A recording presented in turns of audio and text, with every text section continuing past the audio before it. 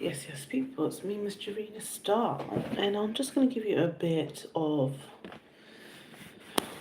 history when the Middle East was black, when it was ruled by our ancestors.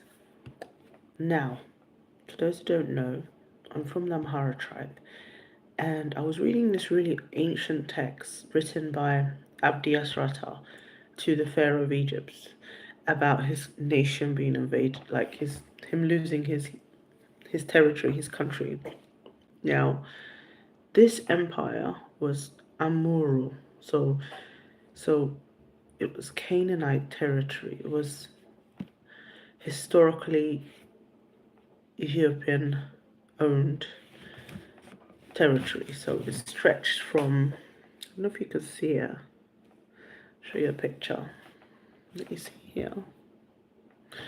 If you see clearly, the green location was part of the Amorite kingdom.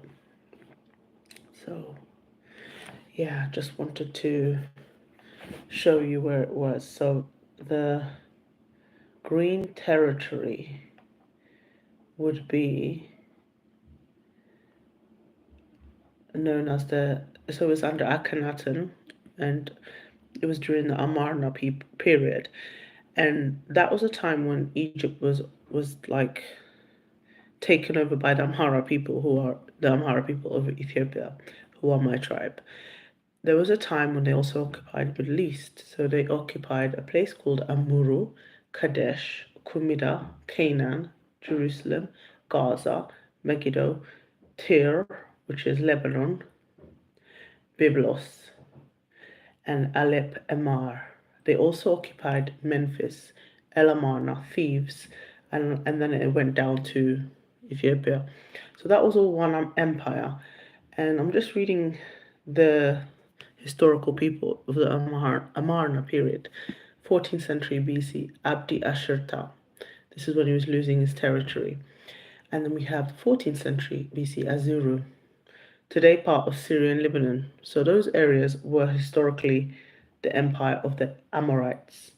The inhabitants spoke the Amorite language, an extinct early Northwest Semitic language, classified as westernmost or Amorite specific dialect of Ugaritic, so Ur.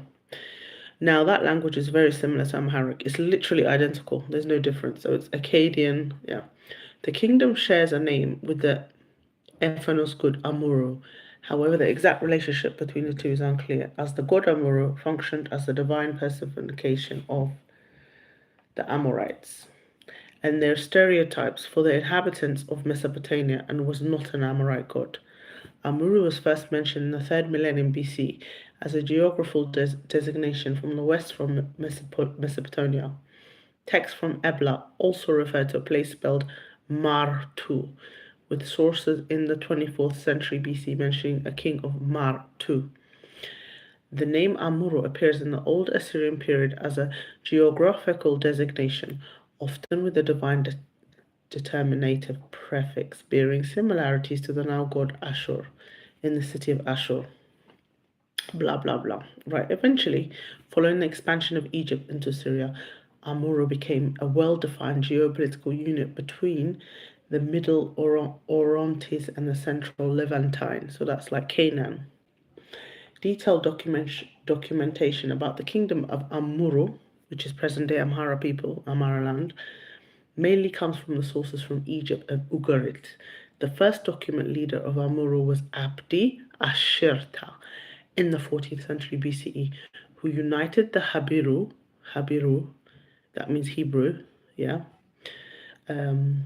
who united the Habiru and brought much of the Amuru under his sway through conquest. This prompted Rib-Hadada, the king of Byblus, Gubla is named after a fat African deity, to send a series of letters to Amenhotep III, asking for intervention, and also Nubian soldiers who had like the best archers, who were the best archers there, so they wanted to win the battle. They were the missiles of today's modern time.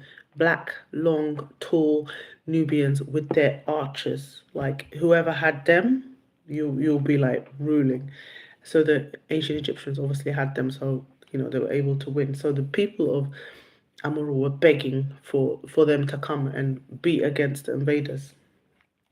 So then it says here, Rib Hadada claimed that Abdi Asherta was conspiring with the king of Mitanni. So that's on the top part of the border, the top part of this location, which I have shown you. Mitanni is north of Kadesh, so past Ugarit. I think it's like ancient Turkey, Assur, Nineveh. Oh, Mitanni.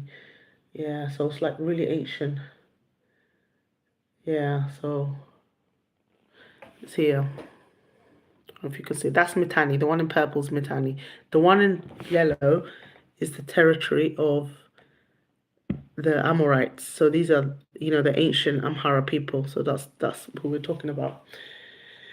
And then it goes into detail and describes what happened. Okay. Okay. The name Amur appears in the Old Assyrian period as a geographical designation, often with the divine determinative prefix. Okay, the Mari archives also mention Amuru, which may have been the name of a federation. Eventually, the expansion of Egypt into Syria, Amuru became a world designation. Yes. Okay. Okay. However, so in terms of the king of Mitanni, like they were like conspiring with the people of with Abdi Asharti. However, this was likely made up to garner support from Egypt. So they were really desperate. So they lied about being, what his enemies were doing. Meanwhile, Abdi Asharta styled himself as the governor of the Amhara, Amuru, aka Amuru, guarding Egyptian interests, perhaps because Egypt did not recognize Amuru as a legitimate state. After Abdi Asharta's death, Sumer, an Egyptian stronghold in the area, was captured by Abdi Asharta's sons. Abdi Asharta's successor Azuru continued to stylize himself as the governor of Amuru for Egypt. Azuru also sent to Egypt a series of letters, the chronology of which is highly debated. During his reign, Akhenaten repeatedly asked for his personal presence in Egypt, which he repeatedly delayed, citing Hittite presence in Nuhase and a fear of Hittite actions against the Amhara. So the Hittites were the Turkish people up in the north next to the Amhara people, Amuru. Azuru's messengers to the Egyptian court were repeatedly detained or delayed. So that's, when he was begging for like Nubian archers. As soon as Azuru himself finally departed to Egypt, he was detained as well, with rumors circulating that he was never going to get out of Egypt. Eventually, Azuru returned to Amuru and soon defected to the Hittite king. Around this time, Azuru signed a treaty with Nikmadu, the king of Ugarit. Now, Seti I, which is Moses' stepdad, the second pharaoh of Egypt's 19 days.